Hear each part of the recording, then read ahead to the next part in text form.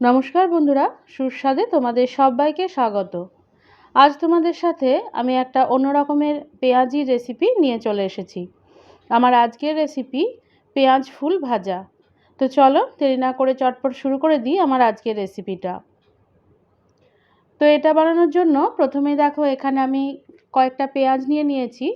পেঁয়াজের এই যে গোড়ার দিকটা আছে এই দিকটা কিন্তু রেখে বাকি পুরো খোসাটা ছাড়িয়ে নিতে হবে, আর পেঁয়াজের পেছন দিকটা কিছুটা কেটে নিতে হবে।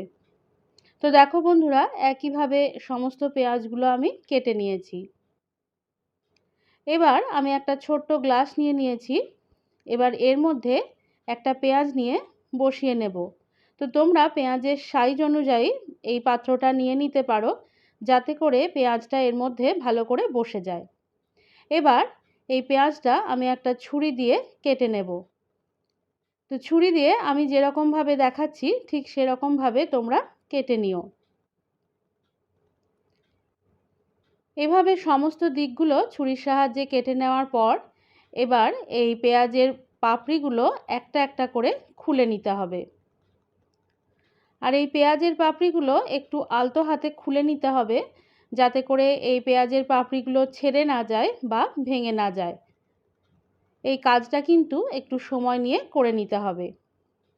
তো দেখো বন্ধুরা, পেঁয়াজটা কাটার পর ঠিক এরকম ফুলের মতো দেখতে হবে।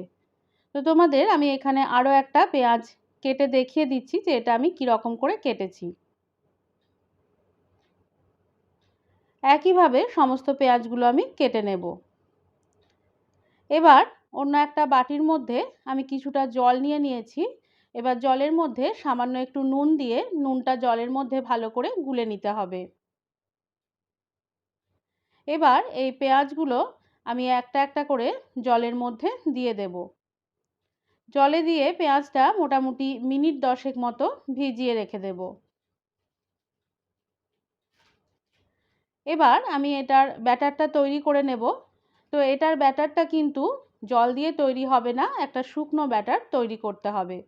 তো তার জন্য প্রথমেই নিয়ে নিলাম ময়দা, কর্নফ্লাওয়ার, চালের গুঁড়ো, পরিমাণ মতো নুন, কাশ্মীরি লঙ্কা গুঁড়ো, ধনে গুঁড়ো, গোলমরিচ গুঁড়ো, আদা শুট, আমচুর পাউডার, সামান্য একটু হলুদ, আর নিয়ে নিলাম বেকিং সোডা বা খাবার সোডা। এই সমস্ত উপকরণগুলো নিয়ে এবার এই সমস্তটা খুব ভালো করে মিশিয়ে নিতে হবে। এদিকে পেঁয়াজটাও আমার 10 মিনিট মতো জলে ভিজে গেছে। এবার এই পেঁয়াজটার আমি জলটা ঝরিয়ে পেঁয়াজগুলো জল থেকে তুলে নিলাম। পেঁয়াজের জলটা ভালো করে ঝরিয়ে নিতে হবে। তো এবার দেখো পেঁয়াজে কোট করার জন্য যে শুকনো মিশ্রণটা তৈরি করেছিলাম তার মধ্যে পেঁয়াজটা দিয়ে দিলাম। পেঁয়াজটা দিয়ে ওপর থেকে আমি যেভাবে দেখাচ্ছি এই ময়দার মিশ্রণটা এর মধ্যে দিয়ে দিতে হবে। আর এক একটা পাপড়ি খুলে নিয়ে এভাবে মিশ্রণটা আমি এর মধ্যে ঢুকিয়ে দেব।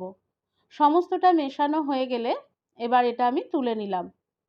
একইভাবে সমস্ত পেঁয়াজ ফুলগুলোই আমি রেডি করে নেব। এবার দেখো এখানে আমি বেশ কিছুটা পরিমাণ সাদা তেল গরম করতে দিয়েছি। এখানে কিন্তু তেলটা একটু বেশি পরিমাণে নিতে হবে, এটা যেহেতু ডিপ ফ্রাই হবে তার জন্য তেলটা একটু বেশি করেই নিতে হবে। তো এর মধ্যে এবার কোট করে রাখা পেঁয়াজগুলো দিয়ে দিলাম।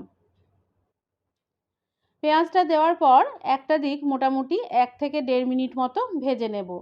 আর ওপর থেকে একটা খুন্তির সাহায্যে এভাবে আমি তেলটা ছড়িয়ে দেব।